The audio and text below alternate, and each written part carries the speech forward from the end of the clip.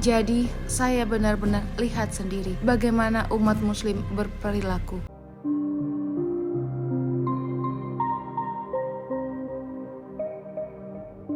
Assalamualaikum warahmatullahi wabarakatuh. Kisah mualaf pria asal Korea Selatan yang kini jadi bos Samsung Indonesia. Samsung merupakan merek terkenal yang kini merajai pasar ponsel di tanah air. Kesuksesan Samsung menggeser pesaing-pesaingnya. Tak lepas dari usaha keras pria asal Korea Kang Hyun Lee atau Mr. Lee yang kerap disapa karyawannya dengan sebutan Pak Haji. Pria berkacamata asal negeri gingseng itu bisa dibilang pionir kesuksesan Samsung yang hingga sekarang masih bercokol sebagai vendor ponsel nomor 1 di tanah air. Dikutip dari Kompas Tekno, Mr. Lee merupakan seorang mualaf. Kendati kerap disapa Pak Haji, Lee sebenarnya belum pernah menunaikan ibadah haji. Tapi dia sudah pernah melaksanakan umroh. Nama saya Kahali. Mungkin orang-orang memanggil Kiai Haji Lee. Jadi sekalian didoakan cerita Lee. Lee mengaku saat ini ia belum memungkinkan untuk berangkat haji karena jadwal pekerjaan yang sangat padat. Tapi saya sudah berjanji kepada istri saya akan berangkat haji, ujarnya. 1996 silam, Lee mempersunting wanita berdarah Sunda. Mereka dikaruniai 3 orang putra. Lee sendiri telah menjadi mualaf sejak 1994. Lee pertama kali mengenal Islam dari salah satu temannya asal Aceh. Di rumah temannya itulah ia melihat ayah temannya mengajarkan agama Islam ke anak-anak.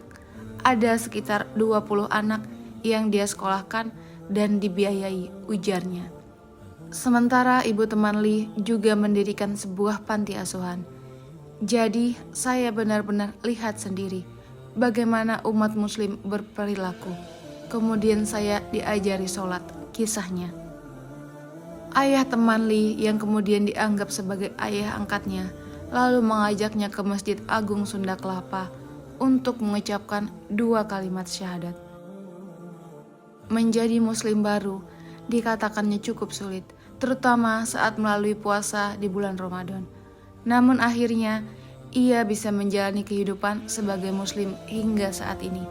Sedangkan kesuksesannya membesarkan nama Samsung di Indonesia tak lepas dari kecintaannya terhadap negeri ini. Pertama kali datang ke Indonesia, Lee tidak langsung menjabat sebagai pimpinan Samsung. Dia awalnya datang hanya untuk mengunjungi sahabat penanya yang asal Indonesia. Dia bertandang ke rumah sahabatnya dan menginap sekitar 1 bulan. Perkenalannya dengan sahabat pena asal Indonesia itu membuatnya tertarik berkarir di negeri ini. Ia pun meminta ke kantornya, markas pusat Samsung di Suwon, Korea Selatan, supaya dibolehkan bekerja di Indonesia. Keinginannya pun dikabulkan.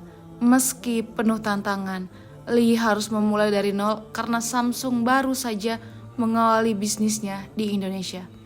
Dia mulai bertugas di Samsung Indonesia pada tahun 1993. Setelah pabrik di Cikarang, Bekasi selesai dibangun.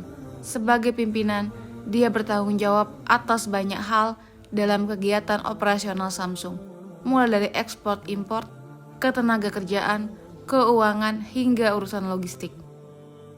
Pada tahun 2006, Lee dipindah kembali ke kantor pusat Samsung di Korea Selatan sebagai Head of Digital Air Solution. Setelahnya, Lee sempat didapuk sebagai manajer direktur Samsung Bangladesh. Tahun 2012, Lee kembali lagi ke Indonesia sebagai Corporate Business Vice President. Setahun setelahnya, ia menjabat sebagai Corporate Business and Corporate Affairs Vice President PT Samsung Electronics Indonesia. Tugasnya adalah bertanggung jawab atas hubungan sosial perusahaan dan hubungan dengan pemerintah. Lee juga yang pertama kali berjasa memperkenalkan ponsel genggam asal Korea Selatan itu di Indonesia, yang ketika itu masih dikuasai merek legendaris Nokia asal Finlandia. Bisa dibilang, sejarah awal Samsung di Indonesia berawal dari tangan Pak Haji ini. Waalaikumsalam warahmatullahi wabarakatuh.